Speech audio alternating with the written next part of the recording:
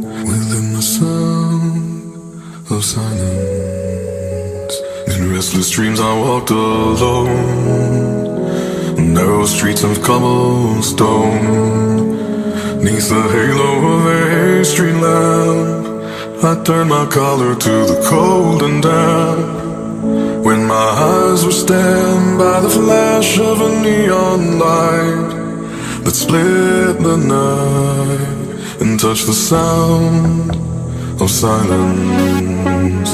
And in the naked light I saw 10,000 people, maybe more,